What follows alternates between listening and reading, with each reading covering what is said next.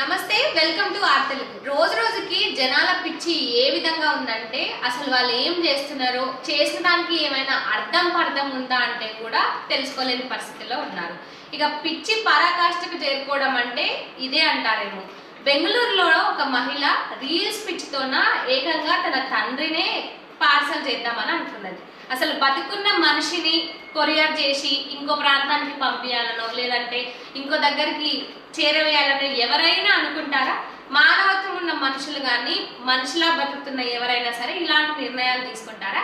కానీ ఈ మహాతల్లి మాత్రం రీల్స్ కోసం, వ్యూస్ కోసం, లైకుల కోసం తన తండ్రిని కొరియర్లో పంపి అంటే కొరియర్లో కట్టి ఒక పెద్ద గోనె సంచిలో తన తండ్రిని కూర్చోబెట్టి దాన్ని పైనంగా కట్టి కొరియర్ వాళ్ళకి ఫోన్ చేసింది. ఏమని? ఒక పార్సల్ ఉంది, ఆ పార్సల్ని మీరు కొరియర్ చేయాలని. ఇదంతా ఎందుకు చేసినవే తల్లి అని అంటే, ఇప్పుడు ఫెస్టివల్ సీజన్ కదా, అంటే రంజాన్ ఉగాది సీజన్ కదా, ట్రైన్లలో బస్లలో వెళ్ళేదానికంటే ఇది సింపుల్ కదా, ఇలాంటిది ఒకటి చేస్తే ఏ విధంగా ఉంటుంది, వ్యూస్ లైకులు అన్నీ కూడా వైరల్ అయిపోతామనే ఒక ఉద్దేశంతో ఇలాంటి ఒక ప్రాంక్ చేసిందంట. అసలు ఏమన్నా అర్థం ఉండే ప్రాంక్ అంటారా? ప్రాణాలతో చెలగాటలాడాలు, ప్రాణాలు తీయడాలు అంటే వ్యూస్ కోసం, లైక్స్ కోసం ఎంతకైనా తెగిస్తారా? కన్న తండ్రి అని కూడా లేకుండా పాపం ఆ వీడియో చూసినట్లయితే ఆయనకు అసలు ఏమీ అర్థమైతలేదు.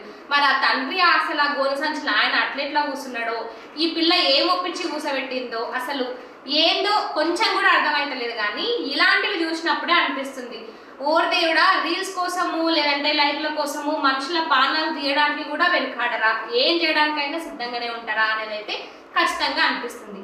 అంటే ఇంత క్రూరంగా ఇలాంటి ఒక మైండ్ సెట్తో ఆలోచించడం ఏం చేయాలంటారు ఇంతకి? ఈ విషయం ఇట్లుంటే మొన్న మనం చూసినట్లయితే ఒక మహానుభావుడు ఏకంగా పిస్టల్ తీసుకొని ఏదో ప్రాంక్ చేస్తున్నట్టు చేసి వాడిని వాడే కాల్చుకొని చచ్చిపోయాడు. మరి అది ఫేక్ న్యూస్, రియల్ కాదని అంటారు. కానీ ఒకవేళ అది నిజంగా రియలే అయితే ఎవడైనా అలాంటి వాటితో చెలగాటలు ఆడతాడా? అంటే ప్రాణాలను కూడా లెక్క చేయకుండా, కొంచెం కూడా భయం లేకుండా, ఏం చేస్తున్నాము, చేసేది కరెక్టా కాదా అనే ఒక ఆలోచన లేకుండా ఇట్లా చేయడం ఎంతవరకు కరెక్ట్ అంటారు? కేవలం ఈ అమ్మాయి వాళ్ళ నాన్నను గోను సంచిలో కట్టడము లేదంటే ఇంకోటి పిస్టల్తో కాల్చుకోవడం ఇదే కాదు. మనం చూస్తున్నట్లయితే ప్రస్తుతం ఎన్నో చూస్తున్నాము. అంటే ఒక్క సెల్ఫీ కోసం కూడా ఎంతో కింద మీద పడి ప్రాణాలు కోల్పోయిన వాళ్ళని చూసినాము. రీల్స్ కోసం, లైక్ల కోసం, అంటే వీడియో మంచిగా రావాలి, వీడియో ఎట్లయినా సరే రావాల్సిందే అని ఎంతో మంది వాళ్ళ ప్రాణాలను పోగొట్టుకున్న వాళ్ళని చూసినాము.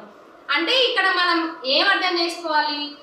కేవలం సోషల్ మీడియాలో హైలైట్ కావడం కోసం, సోషల్ మీడియాలో మేమంటూ ఉన్నాము అని ప్రూవ్ చేయడం కోసము ఎంతకైనా తెగిస్తారా?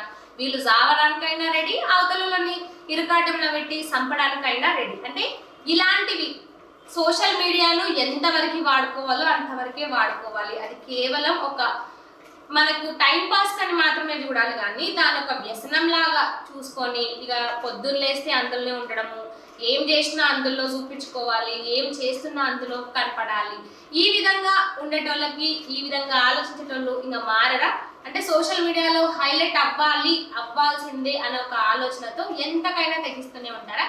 ఇక ఈ అమ్మాయి చేసింది తప్పురా బాబు అని అంటే మళ్ళీ దాన్ని కప్పిపుచ్చుకోవడానికి లేదు, అది అట్లా కాదు ఇట్లా కాదని మళ్ళీ దానికి సర్ది చెప్పుకుంటుంది.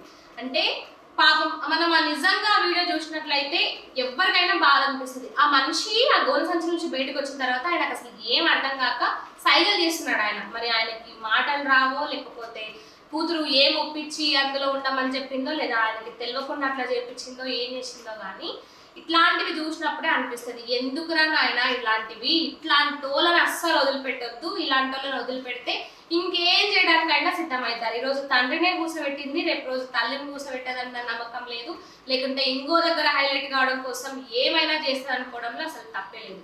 ఇలాంటి వాళ్ళకి ఏం చేస్తే కరెక్ట్ అంటారు? ఇలాంటి వాళ్ళని ఏం చేస్తే మళ్ళీ వాళ్ళకి బుద్ధి వచ్చి నార్మల్గా ఇలాంటివి చేయకుండా దూరంగా ఉంటారని మీరు అనుకుంటున్నారో దీనికి సంబంధించి కామెంట్ రూపంలో చెప్పండి.